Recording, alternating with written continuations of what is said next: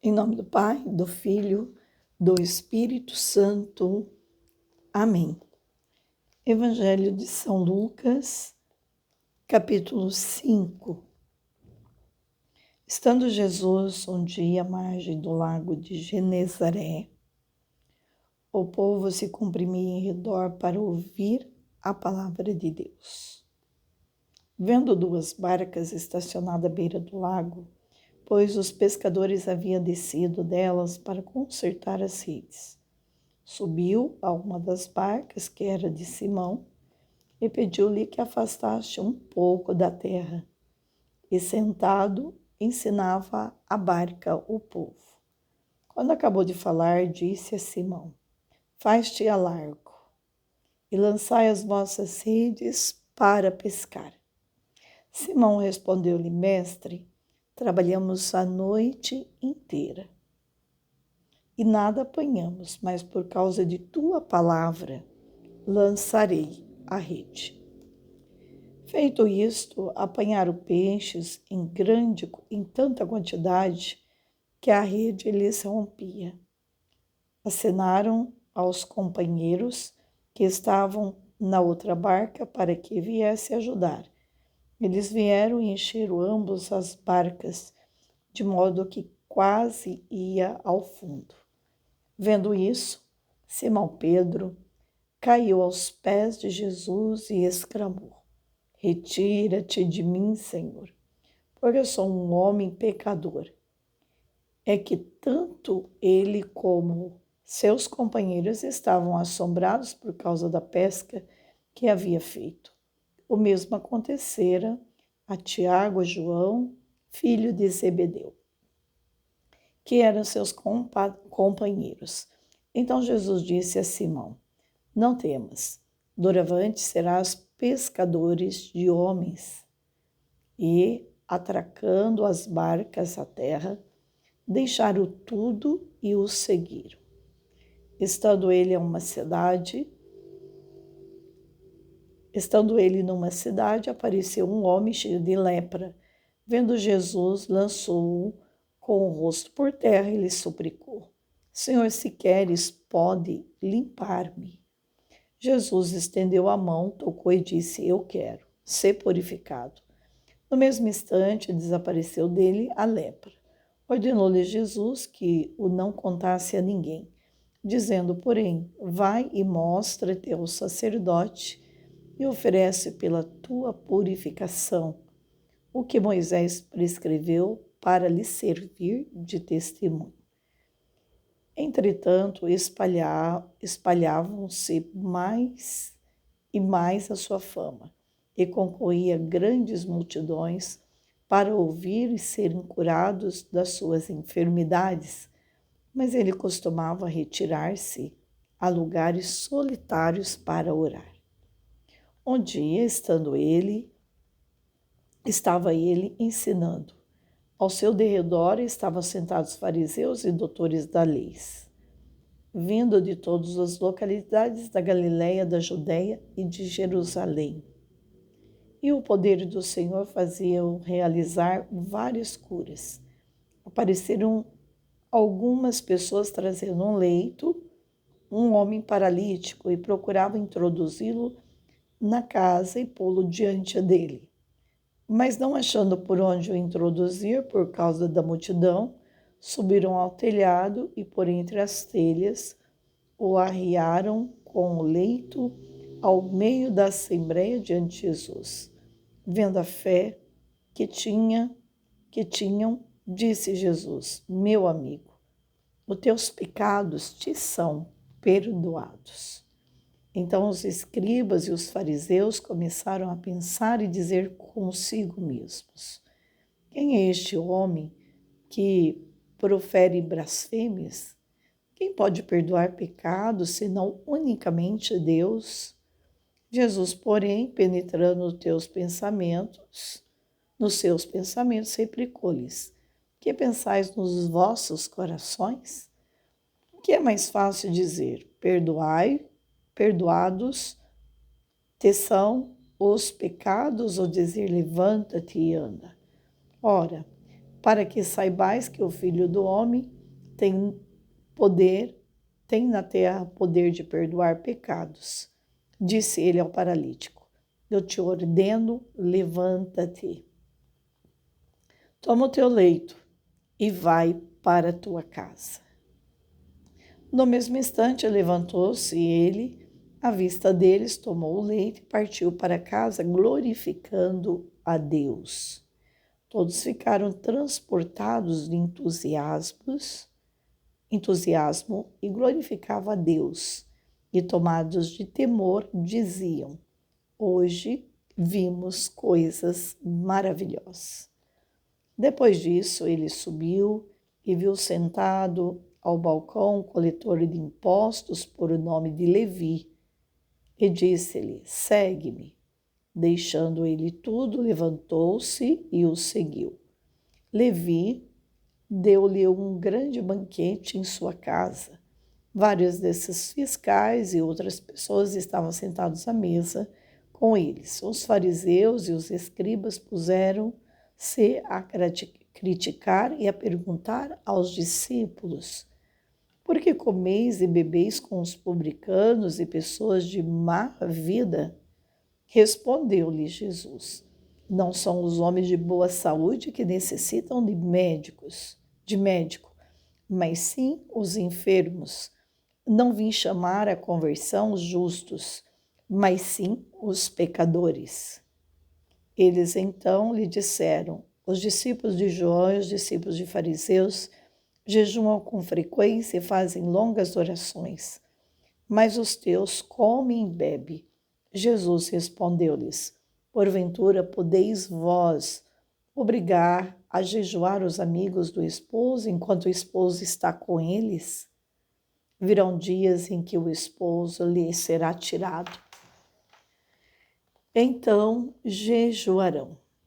Propôs-lhe também esta comparação: ninguém rasga um pedaço de roupa nova para remendar uma roupa velha, porque assim estragaria uma roupa nova. Além disso, o remendo novo não assentaria bem na roupa velha. Também ninguém põe vinho novo em odres velhos, do contrário, o vinho novo arrebentará os odres e entornará o vinho, e os odres se estragarão.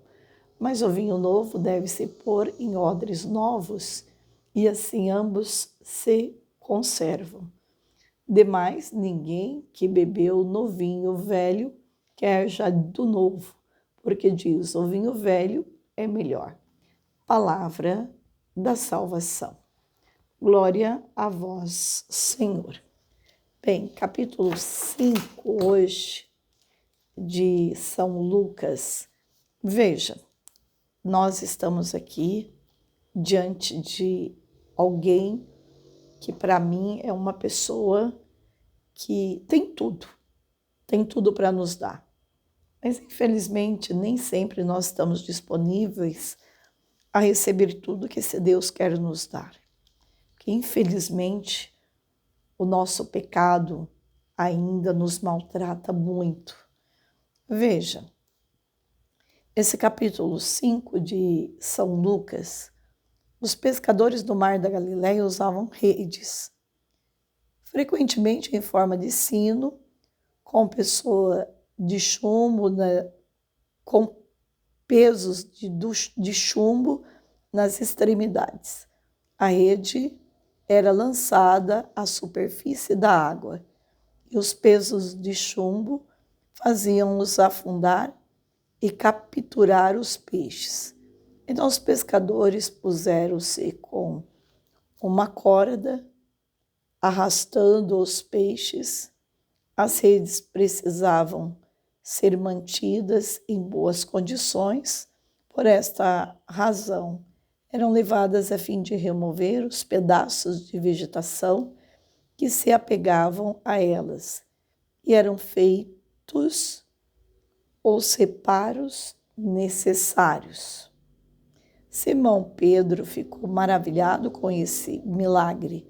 Sua primeira reação foi sentir sua insignificância em comparação com a grandeza de Jesus. Pedro sabia que ele havia curado enfermos e expulsado demônios, mas estava impressionado por Jesus importar-se com a rotina dele e entender as necessidades de um simples pescador.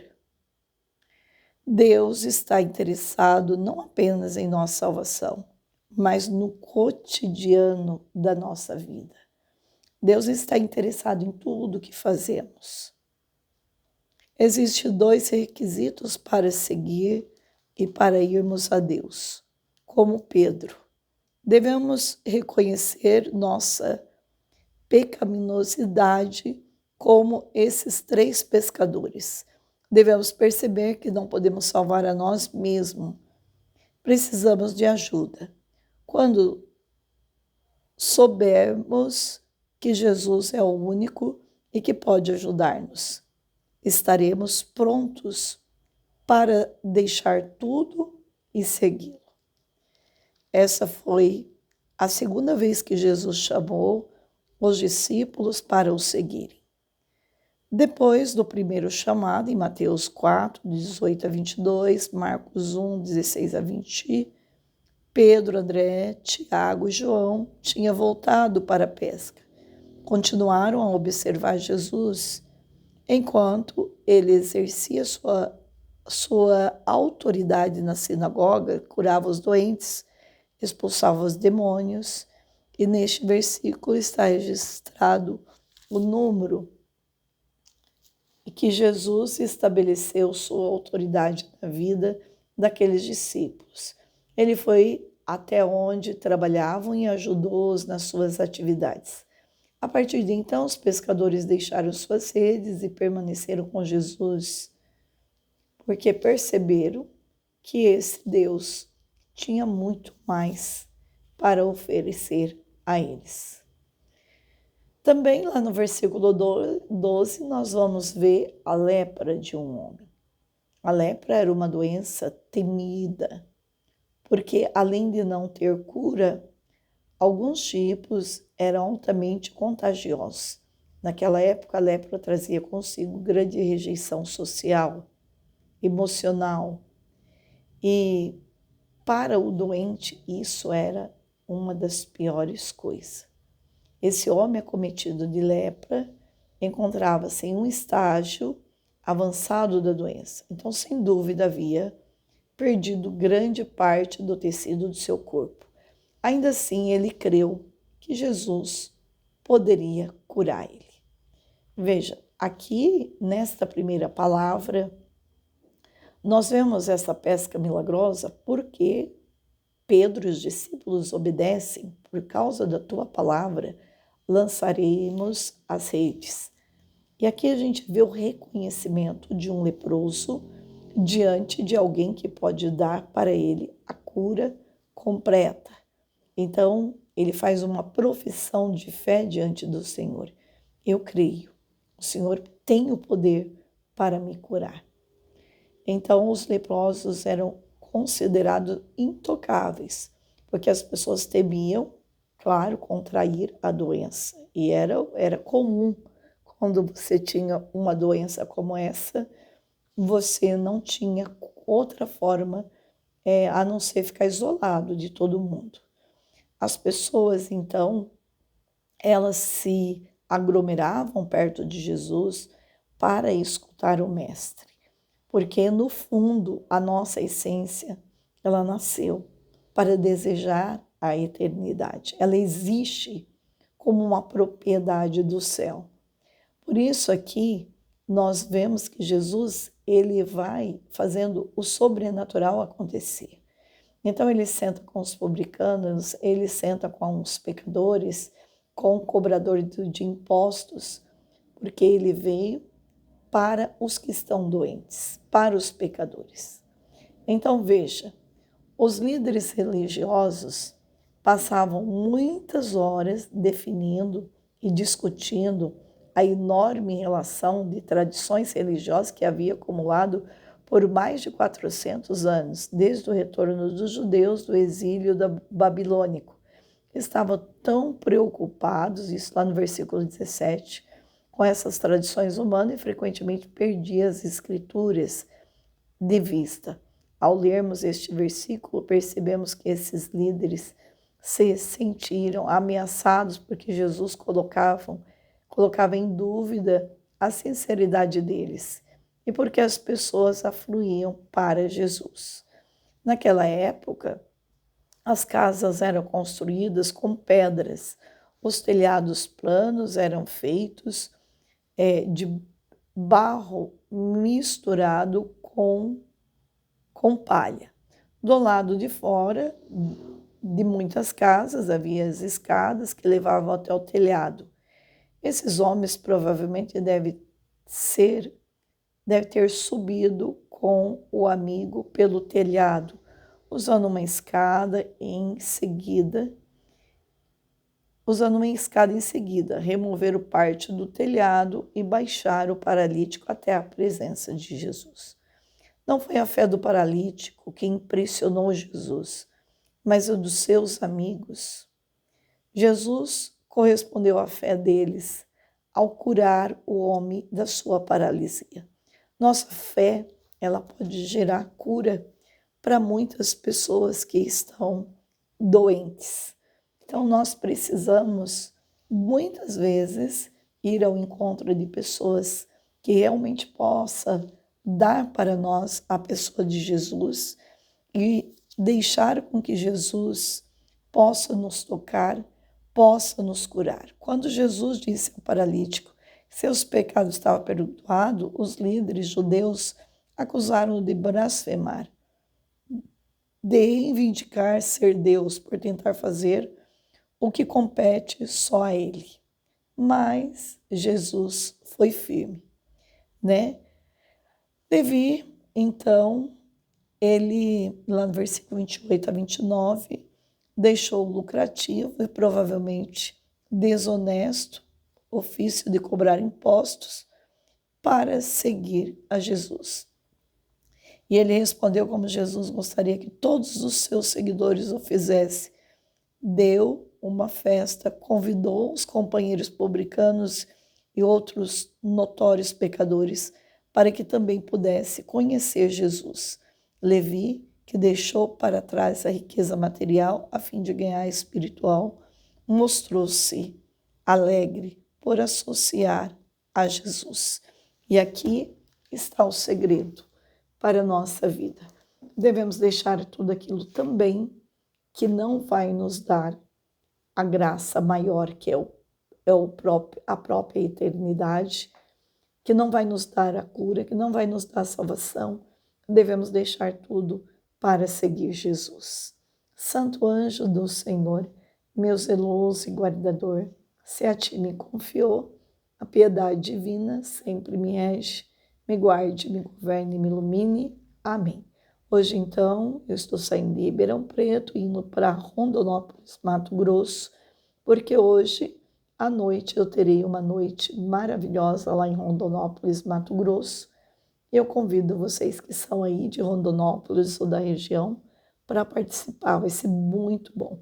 E no final de semana nós vamos pegar o retiro de silêncio em Rondonópolis, que tenho certeza que vai ser uma bênção também. Em nome do Pai, do Filho e do Espírito Santo. Amém.